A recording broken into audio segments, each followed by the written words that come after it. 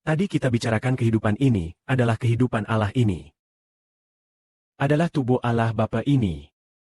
Saudara-saudari sepertinya sudah percaya. Lalu bagaimana saat kebangkitan nanti?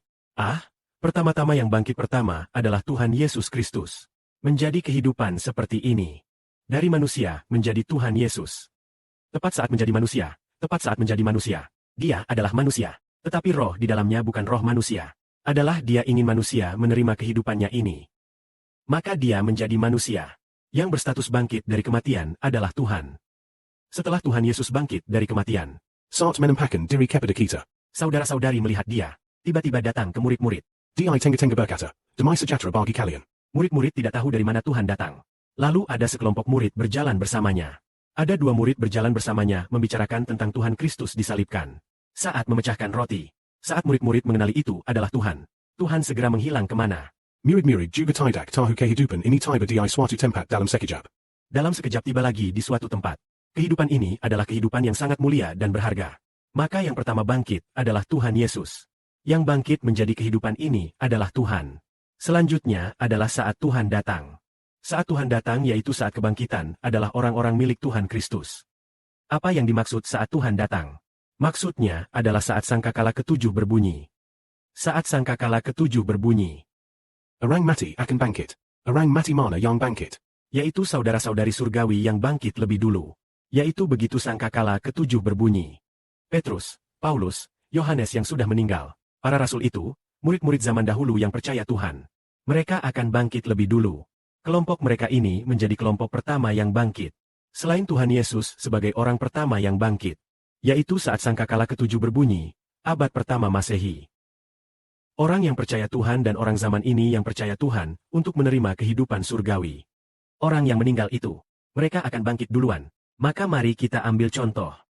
Jika Misalnya Abraham sudah mati lama sekali. mati lebih dulu daripada Paulus dan Petrus. Abraham meninggal lebih dulu daripada Paulus dan Petrus, sudah meninggal sangat lama. Maka kami tanya saudara-saudari. Langsung tanya saudari Zhao Wang. Saat sangkakala ke-7 berbunyi. Apakah Abraham bangkit duluan? Atau Petrus dan yang lain bangkit duluan? Bukankah mereka keturunan Abraham? Saudari Zhao Wang. Menurutmu siapa yang bangkit duluan? Abraham. Saudari Zhao Wen berkata saat sangkakala ke-7 berbunyi. Abraham bangkit duluan. Saudara-saudari merasa jawaban saudari Zhao Wen benar atau tidak?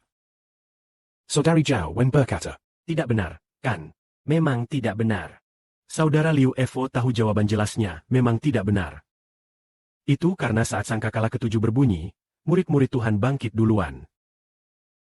Artinya, orang surgawi harus bangkit duluan, bangkit. Walaupun Abraham adalah nenek moyang Petrus dan yang lain. Tetapi, orang surgawi bangkit duluan, terakhir baru orang duniawi. Jadi urutan kebangkitan saudara-saudari sudah mengerti ya. Orang surgawi pertama adalah Tuhan Yesus. Jadi setelah Tuhan Yesus dibunuh, Hari ketiga bangkit pertama kali. kehidupan ini adalah surgawi. Bangkit duluan. Maka saat sangkakala ke-7 berbunyi, orang surgawi yang sudah meninggal bangkit duluan. Lalu akhirnya sampai pada akhir zaman dunia. Sampai dunia ini berakhir. Setelah Kaisingsaran besar, sangkakala berbunyi. Genap 3,5 tahun ini.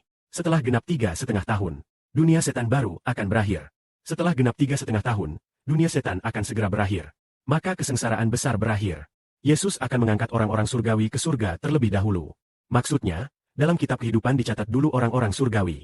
Baru mencatat orang-orang yang mendapat hidup kekal di bumi, artinya orang-orang surgawi. Walau belum mati, juga diangkat ke surga terlebih dahulu.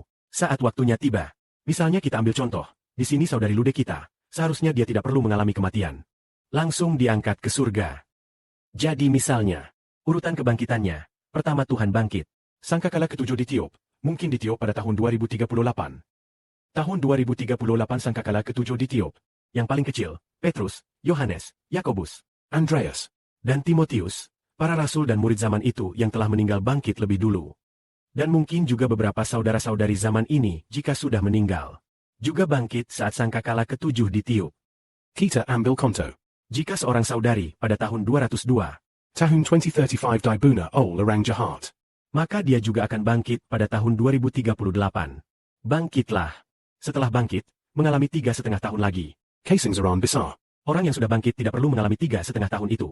Setelah bangkit, 3,5 tahun kesengsaraan besar berakhir. Saat berakhir, masih ada banyak orang yang belum mati. Apa yang harus dilakukan? Ta. Pai Merika Adala Orang-Orang Yang Mendapat Hidup Kekal. Jadi misalnya saudari Lude kita. Tahun 2042A. Dia masih hidup.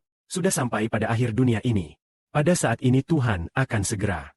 Saudari Lude dan yang bersama dengan saudari Lude. Yang belum berkorban atau belum mati. Yang milik Tuhan Kristus. Mengangkat mereka ke surga. Jadi urutan kebangkitan orang-orang surgawi. Gelombang terakhir orang surgawi adalah mereka yang diangkat hidup-hidup. Adalah gelombang terakhir orang surgawi. Maka orang-orang surgawi semuanya sudah pergi ke surga. Kemudian barulah giliran orang yang mendapat hidup kekal di bumi. Maka orang yang mendapat hidup kekal di bumi melewati kesengsaraan besar. Merika Tidak Berkorban. Apa yang harus dilakukan? Oh, misalnya Sibo. Ibu, misalnya ibu Sibo juga orang surgawi. Misalnya adik perempuan Sibo. Jika adik perempuan Sibo Dia Tidak Mengabangkan Nyawanya.